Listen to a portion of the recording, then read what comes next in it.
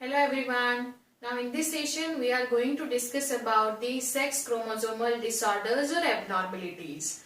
Now we already have seen sex chromosome कितने होने चाहिए human being में. एक बार quickly revise कर लेते हैं. So now we have a 46 chromosome. When we are making a pairs of it, तो 23 pairs बन जाएंगे. 23 pair में से 22 autosomes होते हैं. 22 are autosomes and one pair is a sex chromosome. One pair is a sex chromosome. ठीक है, तो ये autosomes related disorders हम already पढ़ चुके हैं. Now we have to focus here in this session. Now where exactly these changes leads to an individual, ये हम यहाँ पढ़ेंगे. So basically in case of male and in case of female, so male has X and Y chromosome. This is a pair. One एक दो होने चाहिए ना, एक पेयर में दो क्रोमोसोम होने चाहिए.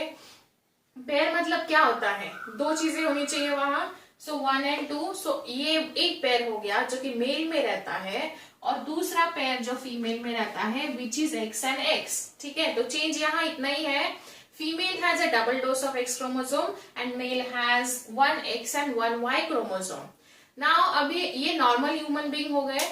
दिस लाइक ये मेल एंड फीमेल, ये नॉर्मल क्रोमोसोम नंबर होना चाहिए. But then what happened in case of these abnormalities, ये डिसऑर्डर्स जो होती है सेक्स क्रोमोसोमल, इसमें होता ये है, इसमें मान लीजिए अगर सपोज यहाँ एक्स अगर एक्स्ट्रा आ गया तो यहाँ फिर ये एबनॉर्मल कंडीशन हो जाएगी. और अगर मान लीजिए यहाँ वापस एक्स एक्स्ट्रा आ गया तो that is also a abnormal female.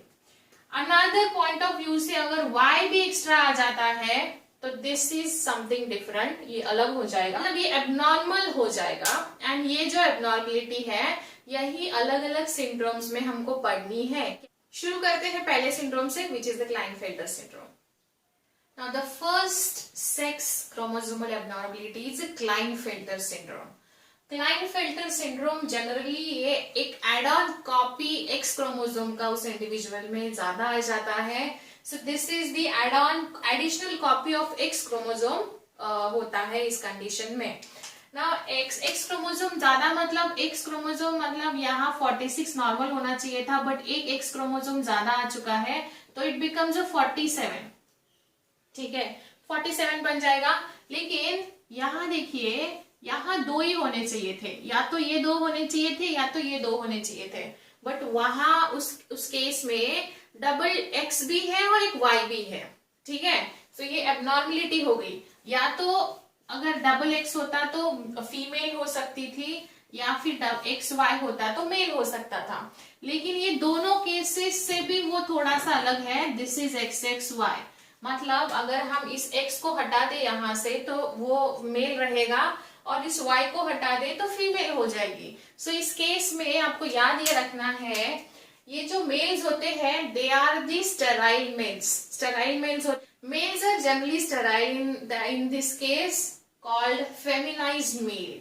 In males को फेमिनाइज्ड मेल्स बोला जाता है. एंड दे जनरली टॉल होते हैं, have delayed secondary sexual characteristic development and they have a functionless testes, so that अगर functionless testes होता है तो it leads to the no sperm formation. Then they generally mentally retarded होते हैं. Usually they are mentally retarded. They have a long limbs because they are tall in nature. एक बहुत conspicuously character इनमें दिखाई देता है and that is the development of breast. Development of breast is known as gynaecomastia. So ये जो है development of breast, ये फेमिनाइन कैरेक्टर्स उन मेल में दिखाई देता है.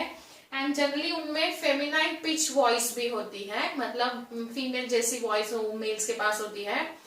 इसमें हार्मोन का ट्रीटमेंट करके ब्रेस्ट साइज रिड्यूस कर सकते हैं, लेकिन स्टेरिलिटी जो है वो क्योर नहीं हो सकती है.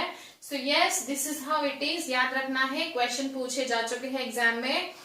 इसमें एक एक्स एक्स्ट्रा आ जाता है so that the males turn out into the feminized males and they are mentally retarded and they are sterile in nature. ठीक है, याद रहेगा. चलो, सो आई होप आपको क्लाइनफेल्टर सिंड्रोम समझ में आया होगा. If any doubt you can let me know. See you in next session. Thank you.